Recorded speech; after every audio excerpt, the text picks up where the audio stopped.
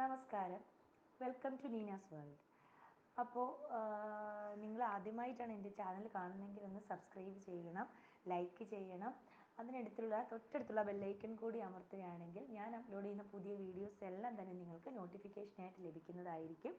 അപ്പോൾ ഞാൻ ഇന്നിവിടെ കാണിക്കാൻ പോകുന്നത് ആദ്യമായിട്ടൊരു കേക്ക്, ജസ്റ്റ് വീട്ടിലിരിക്കുമ്പോൾ നമുക്കൊരു കേക്ക് ഉണ്ടാക്കാം എന്ന് വീട്ടിലുള്ള ഇൻഗ്രീഡിയൻസ് വെച്ചിട്ട് എങ്ങനെയാണ് ഒരു കേക്ക് ഉണ്ടാക്കുന്നതെന്നാണ് ഞാൻ ഇന്നിവിടെ കാണിക്കാൻ പോകുന്നത്. അപ്പോൾ നമ്മുടെ കേക്ക് ബേക്കിംഗ് ക്ലാസ്സാണ് ആരംഭിക്കുന്നത്, അതിൻ്റെ ഫസ്റ്റ് ക്ലാസ്സാണിത്. അപ്പോൾ ബാക്കി ഞാൻ ഓരോ ദിവസവും അപ്ലോഡ് ചെയ്യുന്ന എല്ലാ വീഡിയോസും നിങ്ങളെല്ലാവരും കാണണം. അപ്പോൾ സബ്സ്ക്രൈബ് ചെയ്യുകയും ചെയ്യണം, സബ്സ്ക്രൈബ് ചെയ്യാൻ മറക്കരുത്. അപ്പോൾ നമ്മുടെ കയ്യിലുള്ള ഏതൊക്കെ ഇൻഗ്രീഡിയൻസ് ആണ് നമ്മുടെ കേക്കിൻ്റെ ഒരു സ്പോഞ്ച് ഉണ്ടാക്കുന്നതിനായിട്ട് വേണ്ടതെന്ന് നമുക്ക് നോക്കാം. ഒരു വാനില സ്പോഞ്ചും ഒരു ചോക്ലേറ്റ് സ്പോഞ്ചും, 2 സ്പോഞ്ചുകളാണ് നമ്മൾ ഉണ്ടാക്കുന്നത്. അപ്പോൾ നമുക്ക് എങ്ങനെയാണ് ഈ കേക്ക് ഉണ്ടാക്കുന്നതെന്ന് നോക്കാം. അപ്പോൾ ആദ്യമായിട്ട് നമ്മൾ എടുക്കുന്നത് 1 കപ്പ് മൈദയാണ്. 1 കിലോയുടെ അളവിന് നമ്മൾ 1 കപ്പ് മൈദ എന്ന കൺസിസ്റ്റൻസിയിലാണ് എടുക്കുന്നത്. അപ്പോൾ 1 കപ്പ് മൈദ, അതിൻ്റെ കൂടെ നമ്മൾ ഇനി അടുത്ത് ഇടുന്നത് ഒരു ബേക്കിംഗ് പൗഡറാണ് ഇത് കേട്ടോ. 1 സ്പൂൺ ബേക്കിംഗ് പൗഡർ. അത് നമ്മൾ കുഴിച്ചൊന്നും എടുക്കേണ്ട ആവശ്യമില്ല, എല്ലാം കറക്റ്റ് ലെവലിലായിരിക്കണം. അതുകൊണ്ട് 1 spoon baking powder, 1 spoon baking powder. അതിനുശേഷം നമ്മളിന്ന് ചോക്ലേറ്റ് സ്പോഞ്ചാണ് ഉണ്ടാക്കാൻ പോകുന്നത്. അപ്പോൾ 2 സ്പൂൺ കൊക്കോ പൗഡർ ഇടണം. 2 സ്പൂൺ കൊക്കോ പൗഡർ, അതും കുഴിച്ചൊന്നും എടുക്കേണ്ട ആവശ്യമില്ല, കറക്റ്റ് 2 സ്പൂൺ കൊക്കോ പൗഡറാണ് എടുക്കേണ്ടത്. ഇത് കൊക്കോ പൗഡർ മാത്രം നമ്മൾ വാങ്ങിച്ചാൽ മതിയായിരിക്കും. ബാക്കിയുള്ള നമ്മുടെ മൈദ സാധനങ്ങളൊക്കെ തന്നെ നമുക്ക് വീട്ടിൽ എപ്പോഴും അവൈലബിൾ ആയിരിക്കും. 2 സ്പൂൺ കൊക്കോ പൗഡർ. അതിനുശേഷം നമ്മൾ എടുക്കുന്നത് ഒരു 1/2 സ്പൂൺ, അതായത് ഒരു 1/2 സ്പൂൺ ബേക്കിംഗ് സോഡയാണ്, ബേക്കിംഗ് സോഡ.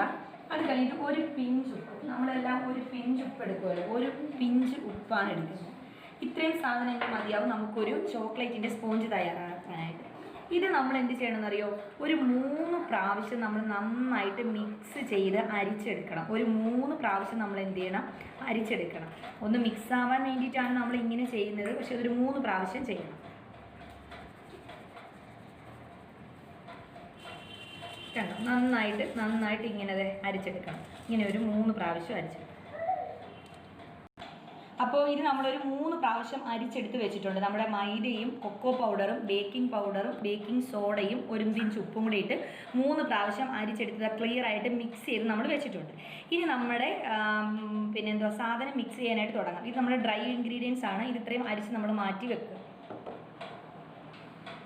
ഇനി നമുക്ക് ഒരു 4 മുട്ടയാണ് വേണ്ടിയത്, അത് പൊട്ടിച്ചൊഴിക്കാം. ഒരു 4 മുട്ട ഞാൻ പൊട്ടിച്ചൊഴിക്കുന്നുണ്ട്. അപ്പോൾ നമ്മുടെ ഇതൊരു കറക്റ്റ് അളവായിരിക്കണം. ഒരു കിലോയുടെ ഒരു സ്പോഞ്ച് ഉണ്ടാക്കുന്നത് കറക്റ്റ് അളവായിരിക്കണം. നമ്മൾ 1 കിലോയ്ക്ക് 4 മുട്ട, 1 സ്പൂൺ ഇത് അങ്ങനെ എടുക്കണം. അല്ലാതെ നമ്മുടെ ഒരു ഏകദേശ കണക്ക് എടുത്തു കഴിഞ്ഞാൽ ചിലപ്പോൾ നമ്മുടെ കേക്ക് നമുക്ക് കറക്റ്റായിട്ട് കിട്ടില്ല. അപ്പം 4 മുട്ടയാണ് ഞാനിവിടെ പൊട്ടിച്ചൊഴിച്ചിരിക്കുന്നത്. അതിനകത്ത് നമ്മൾ 1 സ്പൂൺ വാനില എസൻസ് കൂടി ഒഴിച്ചു കൊടുക്കണം. അപ്പോൾ നമ്മൾ ആ മുട്ടയുടെ സ്മെല്ലൊക്കെ ഒന്ന് മാറി കിട്ടാൻ വേണ്ടിയിട്ടാണ് നമ്മൾ 1 സ്പൂൺ വാനില എസൻസ് കൂടി അതിനകത്ത് എന്ത് ചെയ്യുന്നുണ്ട്, ഒഴിച്ചു കൊടുക്കുന്നുണ്ട്. 1 സ്പൂൺ വാനില എസൻസ് ഒഴിച്ചു കൊടുക്കുന്നുണ്ട്. അപ്പോൾ ഈ 1 സ്പൂൺ വാനില എസൻസും കൂടി ഒഴിച്ചു കൊടുത്തിട്ട് നമ്മൾ നന്നായിട്ട്, അതായത് ബീറ്റർ ഇല്ലാത്ത ആരും വിഷമിക്കേണ്ട, ഞാനിപ്പോൾ ഇതൊരു ബീറ്റർ വെച്ചിട്ടാണ് മിക്സ് ചെയ്യാൻ പോകുന്നത്. നിങ്ങൾക്കിത് മിക്സിയുടെ ജാറിനകത്തിട്ട് നന്നായിട്ട് പതപ്പിച്ചെടുക്കാം, നന്നായിട്ട് അടിച്ചെടുക്കാം. നമ്മുടെ വീട്ടിലുള്ള സാധനങ്ങൾ വെച്ചാൽ നിങ്ങൾ ആരും ബീറ്റർ ഇല്ലാത്തവരൊന്നും ഓടിയിപ്പം ബീറ്റർ വാങ്ങാൻ പോകണ്ട, മിക്സിക്കകത്ത് വെച്ച് അടിച്ചെടുത്താൽ നന്നായിട്ട് ഇത് കിട്ടും. അപ്പോൾ ഞാൻ ഇതൊന്ന് നന്നായിട്ട് ബീറ്റ് ചെയ്തിട്ട് കാണിക്കാം. അപ്പോൾ മുട്ട തടങ്ങി നമ്മൾ ബീറ്റ് ചെയ്തെടുക്കുന്നുണ്ട്.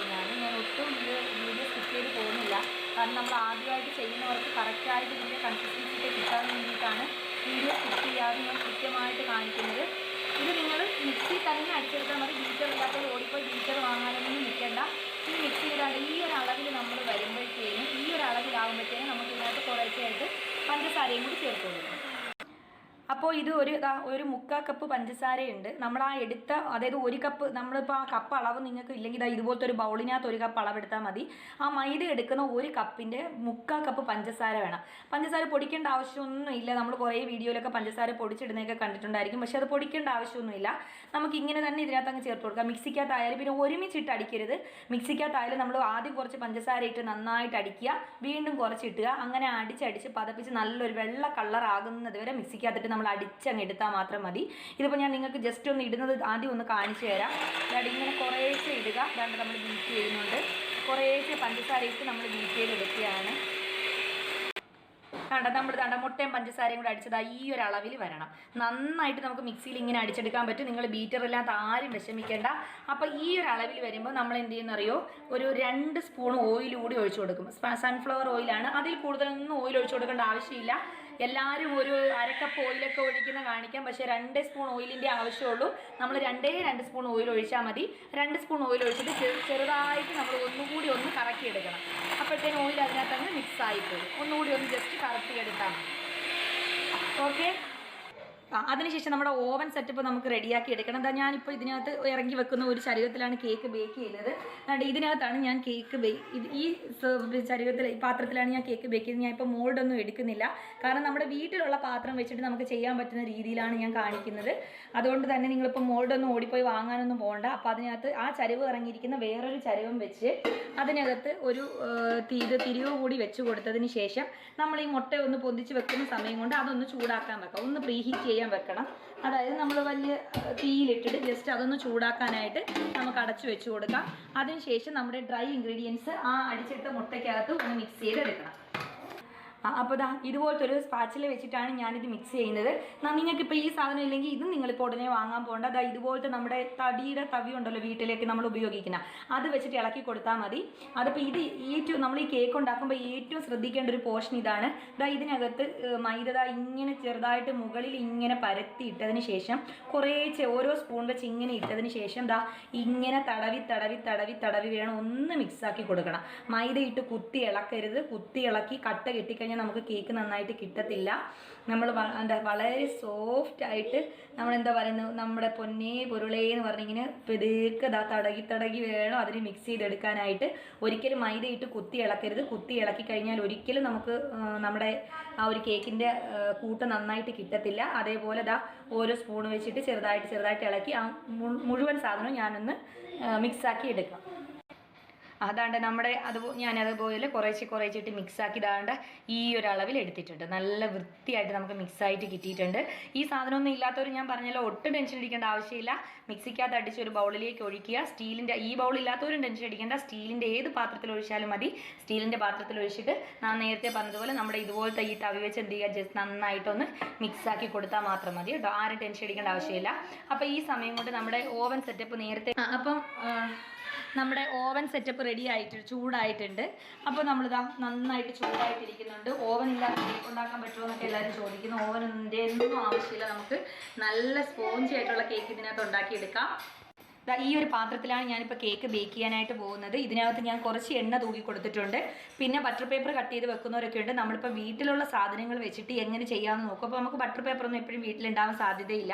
അപ്പോൾ നമ്മൾ എന്ത് ചെയ്യുക, ഇതുപോലത്തെ ഒരു ചരവ് എടുത്ത് അതിനകത്ത് കുറച്ച് എണ്ണ നന്നായിട്ട് നമ്മൾ ഇഡലിയൊക്കെ ഉണ്ടാക്കുമ്പോൾ തൂക്കുന്നത് പോലെ നന്നായിട്ട് ഇച്ചിരി എണ്ണ തൂത്ത് കൊടുക്കുക.